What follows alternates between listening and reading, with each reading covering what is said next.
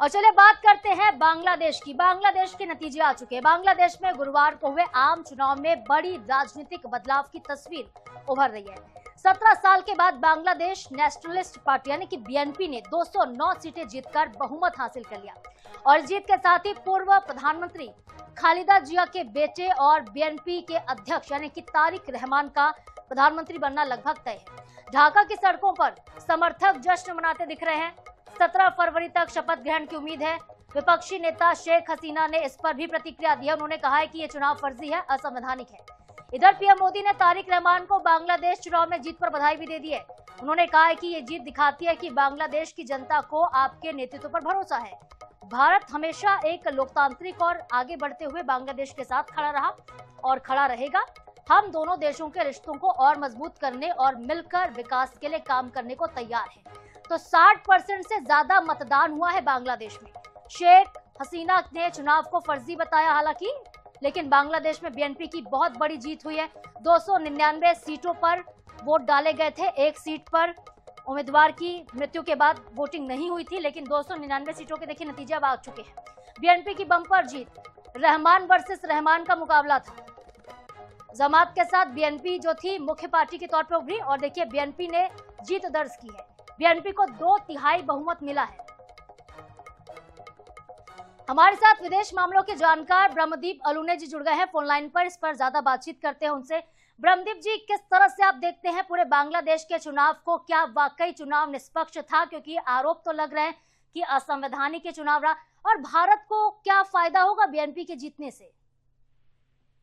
साधना जी, देखिए, जिस देश में जो मुख्य दल है जिसने लंबे समय तक सत्ता में रही, जो 2 दशक तक तकरीबन रहा हो, उस दल को, अवामी लीग को अलग कर देना मतलब आपने लोकतंत्र के आधे लोगों को अलग कर दिया। इसलिए यह चुनाव बहुत पारदर्शी रहा ऐसा नहीं कहना चाहिए, लेकिन इन सबके बीच इसके जो परिणाम आए बहुत ऐतिहासिक आए हैं। इसलिए क्योंकि मुख्य मुकाबला जो जमात इस्लामी, जो कट्टरपंथी दल के पास और बीएनपी के बीच था। अब बीएनपी ने बहुत ही स्मार्टली तरीके से काम किया और उन्होंने अवामी लीग के उन वोटरों को अपनी ओर आकर्षित करने में कामयाब रहे जो उदारवादी थे, जो हिंदू अल्पसंख्यक जैसे लोग थे, या जो महिला अधिकारों की बात करते थे। तो इस कारण से बीएनपी सत्ता में आ गई। अवामी लीग और बीएनपी ने अपने घोषणा पत्र में यह भी कहा था कि वो हिंदुओं की या अल्पसंख्यकों की रक्षा करेगी।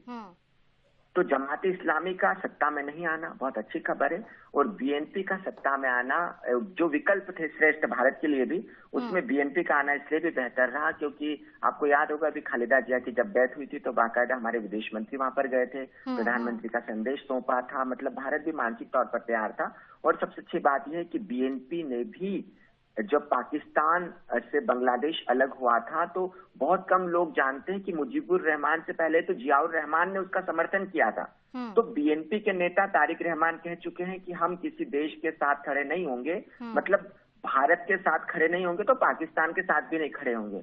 और चूंकि भारत के साथ अच्छे संबंध रखना चाहते हैं, चारों ओर से भारत से बांग्लादेश घिरा हुआ है, तो ये तमाम विरोधाभास के बावजूद इस चुनाव के परिणाम बड़े ऐतिहासिक है और भारत की दृष्टि से बहुत महत्वपूर्ण है और उम्मीदों के अनुरूप भी हैं। साधना जी, तो बिल्कुल ये जो परिणाम आए हैं वो भारत के अनुरूप भी नजर आते हैं। बहुत शुक्रिया ब्रह्मदीप जी आपका तमाम बातचीत के लिए। देखिए तो बांग्लादेश में बीएनपी की बम्पर जीत हुई है और सरकार बनाने का दावा भी पेश किया जा रहा है। फिर से बता दें कि तारिक रहमान का प्रधानमंत्री बनना लगभग तय, बिल्कुल तय है।